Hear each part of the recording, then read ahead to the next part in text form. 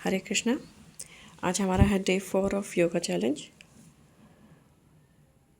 जिसमें हम हमारा कोर स्ट्रेंथ और पोस्चर मेंटेनिंग का मेन फोकस रहेगा। हमारे कोर को हम स्ट्रेंथन करने की कोशिश करेंगे। स्टार्टिंग हमारी एज यूजुअल जो क्लास रहती है उसके अकॉर्डिंग स्टार्टिंग में साइलेंटली बैठ के कोई प्रेयर या फिर सिंपल सुखासन में बैठ के deep breathing, full inhale and full exhale करेंगे। एटलीस्ट 5 मिनट्स दे इस प्रैक्टिस को। नेक्स्ट वार्म अप स्टार्ट करेंगे, जो कि हमारे नेक रोटेशन से होता है। इससे भी सिंपलर इवन आइस रोटेशन से भी हमारा वार्म अप शुरू होता है। हम नेक मूवमेंट्स करेंगे जो हमने फ्रंट बैक कर ली। उसके बाद rotation clockwise and anti clockwise दोनों साइड, इजीली, कोई जल्दी नहीं। नेक्स्ट हमारी रिस्ट मूवमेंट करेंगे हम अप एंड डाउन। इवन इसमें भी इनहेल एक्सहेल का ध्यान रखें।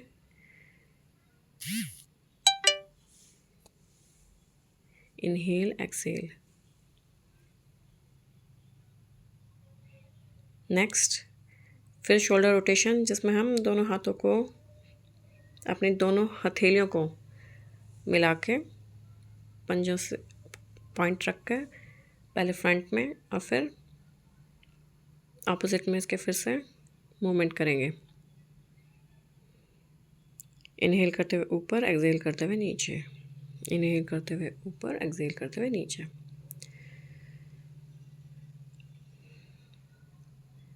बॉडी को स्ट्रेच करेंगे ऊपर साइड में भी, सिटिंग पोजीशन में ही, क्योंकि आज हमारे मोस्टली सिटिंग वाले ही हैं।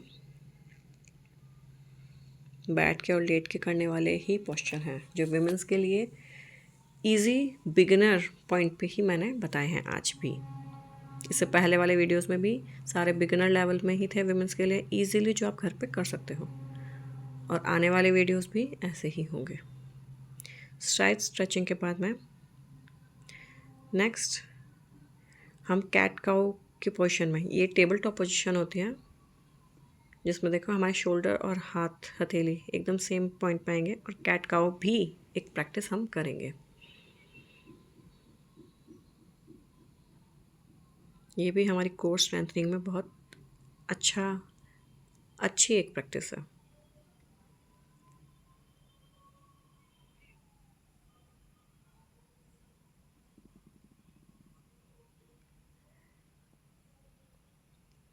एक और हम वार्म अप में लेते हैं, जिसमें हम हमारे ये जो एरिया है कमर का, इसको भी मूवमेंट देंगे। तो इसमें आपको, क्योंकि कैमरा एडजस्टमेंट के लिए कोई नहीं है, मैं ही हूँ, तो खड़े होके हमें अपनी कमर को क्लॉकवाइज और एंटी क्लॉकवाइज दोनों तरफ में रोटेशन देना है। 5 to 10 टाइम्स ईच साइड हमें मूवमेंट करना है।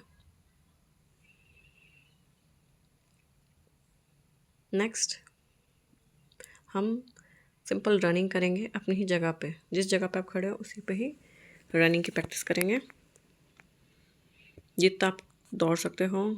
ये प्रैक्टिस आप आराम से जितना आप खींच सकते हो, 15 सेकेंड्स, 20, 25, 30 सेकेंड्स काउंट पे करके कर सकते हो। थोड़ा सा काफ मसल्स को रिलैक्सेशन के लिए आगे पीछे वॉकिंग भी कर सकते हो। नेक्स्ट हम फर्स्ट पे आ रहे हैं। जो हमारा फर्स्ट आसन है वो है प्लैंक पोज।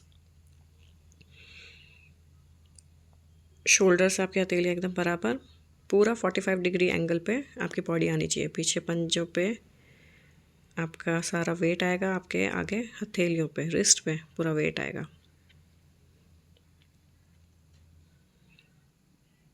ये आज की सारे पोस्चर्स ब्रेथ होल्डिंग वाले हैं, जिसमें अब आप जितनी ब्रेथ होल्ड कर सकते हो, 10 सेकेंड्स, 5 सेकेंड्स, काउंट करके आप कर सकते हो। इसका भी ईजियर वर्जन है कि आप अपने एल्बोज़ पर ले आइए और पीछे वही पंजों पे आपको अपनी बॉडी रखनी है, स्ट्रेट रखते हुए।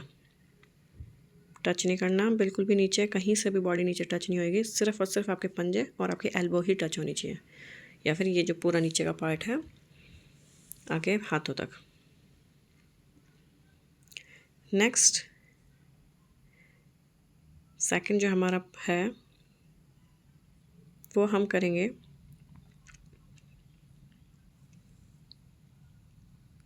नी टू चेस्ट।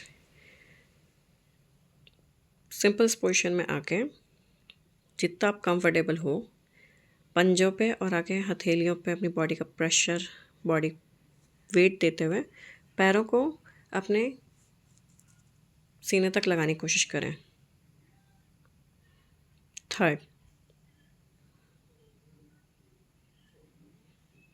थर्ड आसन हमारा जो होगा उसके लिए हमें लेटना होगा।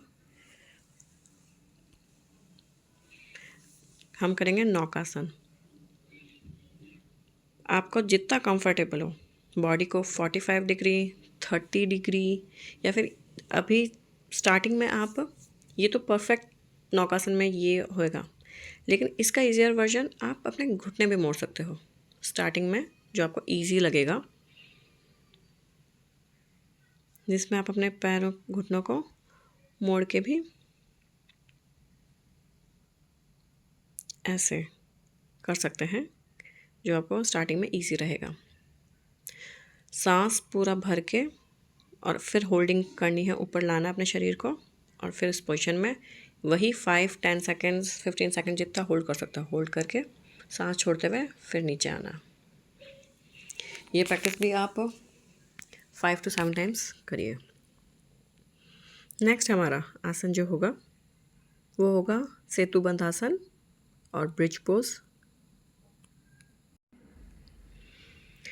इसमें हमें हमारी कमर के पार्ट को ऊपर उठाएंगे सांस भरते हुए, और पैरों को आप जितना अपने शरीर के पास ला सकते हो उतना लाना। एक पॉइंट पे आप दोनों हथेलियां साइड में रख सकते हो।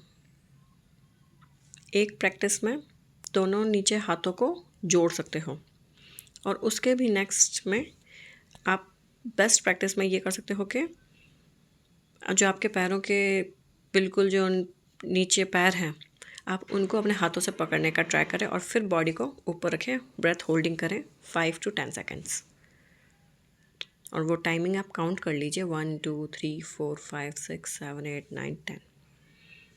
ईजीएस्ट है। यहाँ पे आप ब्रेथ होल्डिंग करें और सांस छोड़ते हुए फिर बॉडी नीचे आए, उसे रिलैक्स करें। एक आसन से दूसरे आसन में ट्रांजिशन में आप आराम से 30 सेकेंड्स 40 सेकेंड्स का रिलैक्सेशन दे सकते हैं अपनी बॉडी को।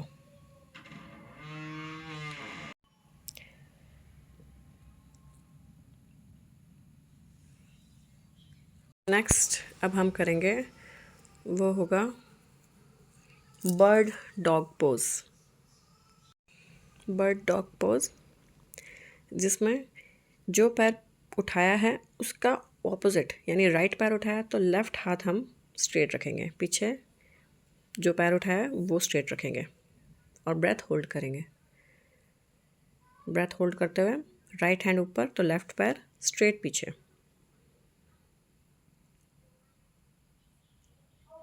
फिर यही 5-10 सेकेंड्स काउंट करके आप फिर रिलैक्स करिए, टेबल टॉप में आइए। फिर दूसरा, इस प्रैक्टिस को भी आप आराम से ईच साइड में 5-7 टाइम्स में ईच साइड प्रैक्टिस करें।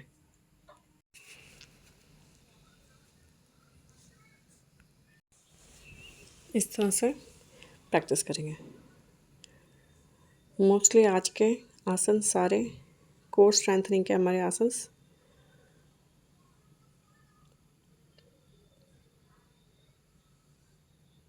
हो चुके हैं।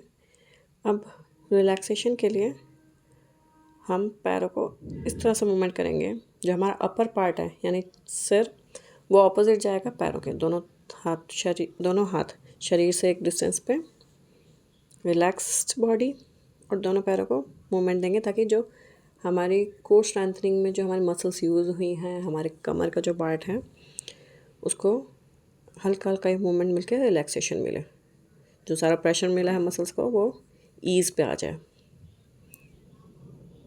लास्ट,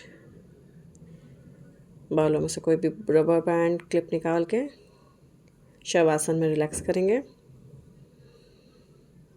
ये प्रैक्टिस तो आपको बहुत इजी भी लगेगी और सबसे बेस्ट होएगी, और ये हमें हर आसन में करने को मिलेगी भी, हर आसन के एंड में, हर सेशन में,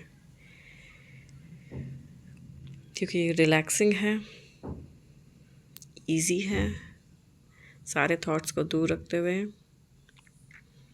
बॉडी को रिलैक्स करेंगे, अपनी ब्रेथ को इवन होने देंगे, जो सारा प्रेशर हमने बॉडी को दिया है उसको बॉडी में अब्जॉर्ब होने देंगे।